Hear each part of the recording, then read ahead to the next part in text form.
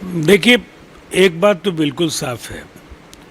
सियासत में सवाल खड़े करने वाले की पृष्ठभूमि भी लोग देखना चाहते हैं।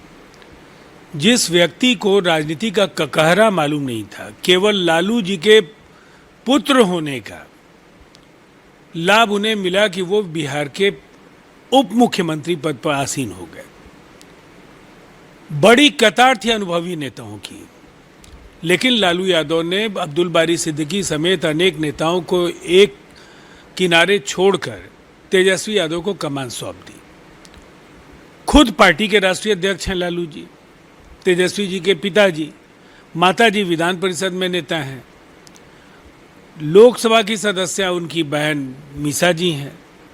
एक बहन को अवसर तो पार्टी ने दिया, अब चुनाव जनता ने नहीं जिताया, वो एक अलग बात है, लेकिन तेज प्रताप यादव ऐसे लोग भी मौका मिला तो पहली बार जीते और राज्य सरकार के मंत्री हुए, आज भी विधायक हैं।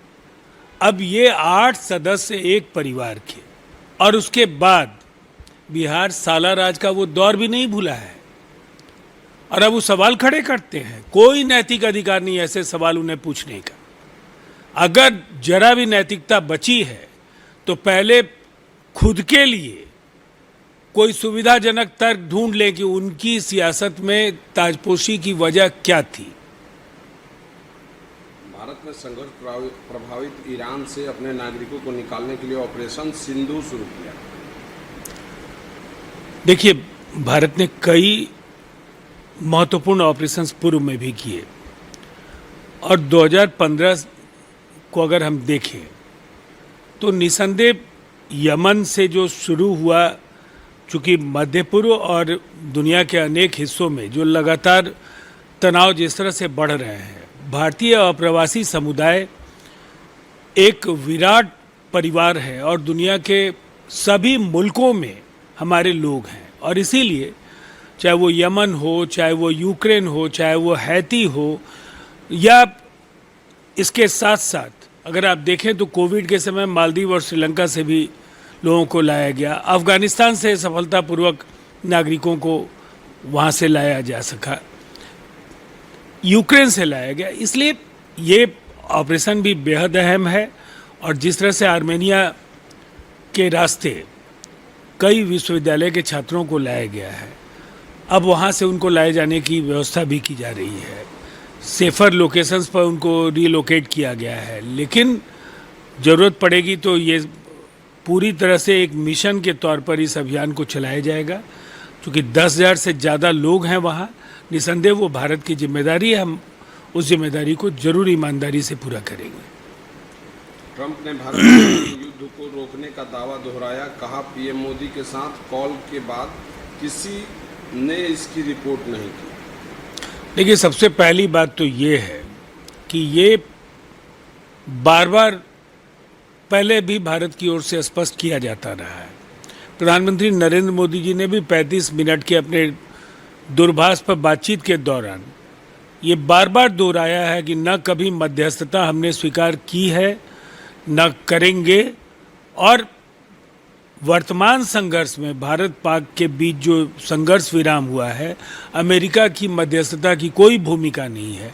भारत का स्टैंड आधिकारिक तौर पर आ चुका है, और ट्रंप को जो कहना है वो कहते रहे। एयर इंडिया विमान दुर्घटना में ताड़ विकसित नहीं हुई है, नाबालिगों की पहचान करना चुनौती है। अब देखिए, डीएनए के परीक्षण को लेकर के जिस तरह से अत्याधुनिक उपस्करों का, यंत्रों का इस्तेमाल हो रहा है, निसंदेह चुनौतियां हैं, लेकिन मृतकों के परिजनों को ये जरूर उनकी प्रतीक्षा बहुत लंबी नहीं हो, जल्द से जल्द उन्हें ये बताया जा सके कि जो भी इस दुर्घटना में मृतक जो भी यात्री थे, उनके शव का जो डीएनए परीक्षण है वो तमाम चुनौतियों के बाद भी जल्द से जल्द पूरा कराया जाना चाहिए। केरल के सीएम ने कहा है कि राजभवन को आरएसएस की शाखा में नहीं बदला जाना चाहिए। देखिए, केरल के मुख्यमंत्री का लगातार राजभवन के साथ अनावश्यक टकराव है और राजभवन के साथ चुनी हुई सरकार अगर लगातार विवादों में होती है तो इससे जनता का नुकसान होता है। बहाने ढूंढते रहते हैं पिनरई विजयन, और वो इसके पहले भी राजभवन पर इस तरह के आरोप लगाते रहे हैं। बिहार के वर्तमान महामहिम राज्यपाल को लेकर के भी, जब वो केरल के तत्कालीन राज्यपाल थे, उन्होंने कई बार टिप्पणियां की थी, लेकिन उन्हें सकारात्मक तरीके से महामहिम राज्यपाल और राजभवन के साथ रिश्तों को सुधारना चाहिए। हिंदी पर विवाद हुआ है, मराठी साहित्यिक संस्थान ने त्रिभाषी फॉर्मूलों का विरोध किया। मुझे ऐसा लगता है ये दुर्भाग्यपूर्ण है।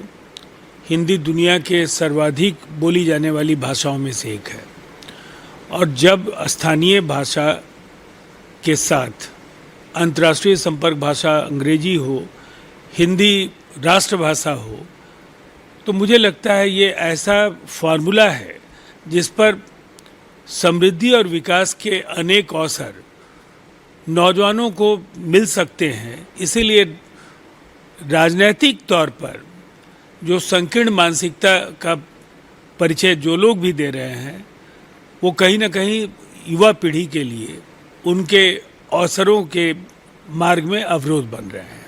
20 जून को प्रधानमंत्री फिर से बिहार आ रहे हैं। निसंदेह ये बहुत ही महत्वपूर्ण दौरा है और पूर्व की यात्राओं की तरह बिहार की जनता उनका अभिनंदन करेगी, और बिहार की जनता को अपेक्षाएं भी हैं कि प्रधानमंत्री नरेंद्र मोदी जी ने बिहार के कायाकल्प में अपना महत्वपूर्ण योगदान दिया है।